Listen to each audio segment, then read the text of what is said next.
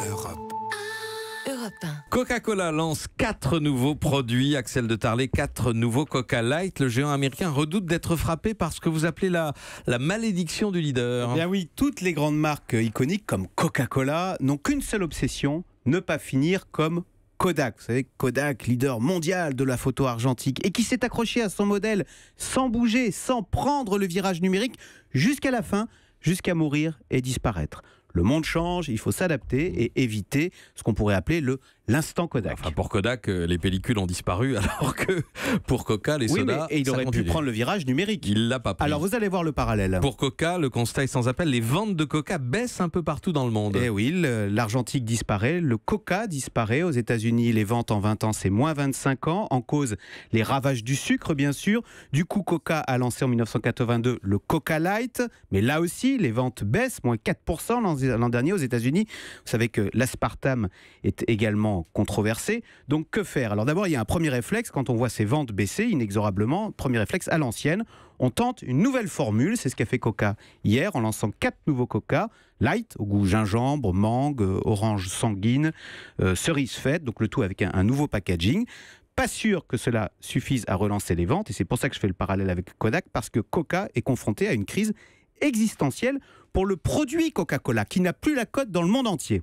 En fait, la seule solution, c'est de lancer de nouveaux produits autres que les sodas, c'est ça? Oui, exactement. Aujourd'hui, la mode est au bio, la mode est à l'eau plate. Vous savez qu'aux États-Unis, il se vend maintenant davantage d'eau en bouteille que de soda en bouteille. Donc oui, il faut suivre ce marché. Alors soyons honnêtes, ça fait bien longtemps que Coca-Cola a entamé cette stratégie de diversification vers l'eau, vers les jus de fruits, vers le bio, vers le thé, vers même les boissons lactées. En tout, Coca maintenant, on ne le sait pas, mais c'est 500 marques.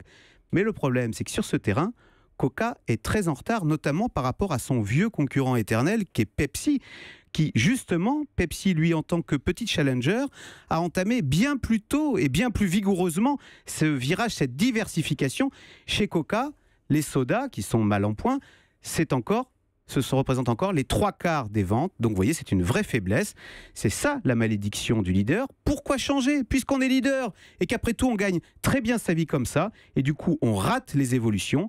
Ce fut l'instant Kodak, mais Coca ne veut pas que ce soit l'instant Coca. Axel de Tarlé. Hélène? Alors moi je reviens sur l'instant Kodak. Pourquoi Kodak n'a rien vu venir? Il n'a rien vu venir par exemple du virage numérique? Kodak a inventé l'appareil photo numérique, c'était en 1975 dans ses laboratoires, mais il ne l'a pas exploité en se disant pourquoi exploiter cette technologie coûteuse qui n'était pas de très bonne qualité. Et donc comme toujours, ce sont les petits challengers qui n'avaient rien à perdre face aux géants Kodak qui se sont emparés de cette technologie et qui sont aujourd'hui les leaders du numérique alors que Kodak a disparu avec son argentique qui est mort. Une leçon pour nous tous, non? Voilà. Oui.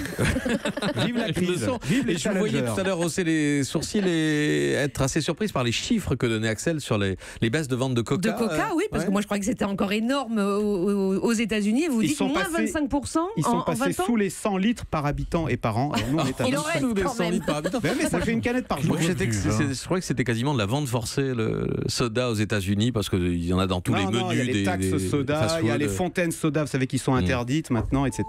Europe.